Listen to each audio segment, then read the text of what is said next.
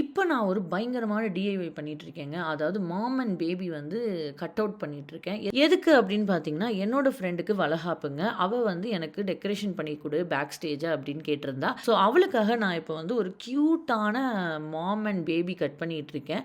இந்த டெக்கரேஷன் எனக்கு ஒரு சேலஞ்சிங்கா இருந்துச்சுங்க. ஏன்னா டைமே சுத்தமா கிடையாது. ரொம்ப ஷார்ட் டைம்ல ஒரு 45 மினிட்ஸ், 1/2 அன் ஹவர்க்குள்ள டெக்கர் பண்ணி முடிக்கணும். அதனால முந்தின நாளே நான் மாம் அண்ட் பேபிய கட் பண்ணி வச்சுக்கிட்டேன். நெக்ஸ்ட் டே போயிட்டு ரொம்ப சிம்பிளா பேக்ராப் ஸ்டாண்ட்ல என்கிட்ட ஆல்ரெடி இருந்த கிளாத் எல்லாம் தொங்க விட்டுட்டு, அதுக்கு நடுவுல இந்த பேபி அண்ட் மாமோடைய கட் அவுட்ட ஃபிக்ஸ் பண்ணிட்டேங்க. எனக்கு கூட என்னோட ஒரு 3, 4 ஃப்ரெண்ட்ஸ் வந்து ஹெல்ப் பண்ணாங்கங்க. ஸோ ரொம்பவே ஈஸியா நாங்க இந்த பூவெல்லாம் தொங்க விட்டுட்டு, கொஞ்சம் டிஃபரெண்ட்டா இருக்கட்டுமே அப்படின்ட்டு யோசிச்சு என்ன பண்ணோம் அப்படின்னா, ஃப்ரண்ட்ல ரவுண்டு ஸ்டாண்ட் வச்சு அதுலயும் பூவெல்லாம் சுத்தி விட்டுருந்தோங்க. ஏதோ என் மைண்டுக்கு வந்த ஒரு ஐடியால தான் நான் பண்ணேன். ஆனா வந்து அவுட்கம் வந்து செம்ம சூப்பரா வந்துச்சுங்க. பார்க்கவே பியூட்டிஃபுல்லா இருந்துச்சு. பட் ரொம்ப சிம்பிளாவும் இருந்துச்சு. சரி டெக்கரேஷன் பண்ணதோட நம்ம வேலை முடிஞ்சிருச்சா? அதுக்கு முன்னாடி நின்னு விதவிதமா ஃபோட்டோ எடுத்தா தானே அது கம்ப்ளீட் ஆகும் அப்படின்னு சொல்லி நாங்களே நின்னு எல்லாரும் தனித்தனியா விதவிதமா ஃபோட்டோ எடுத்துக்கிட்டோங்க. சப்ஸ்கிரைப் பண்ணிடுங்க. டாடா!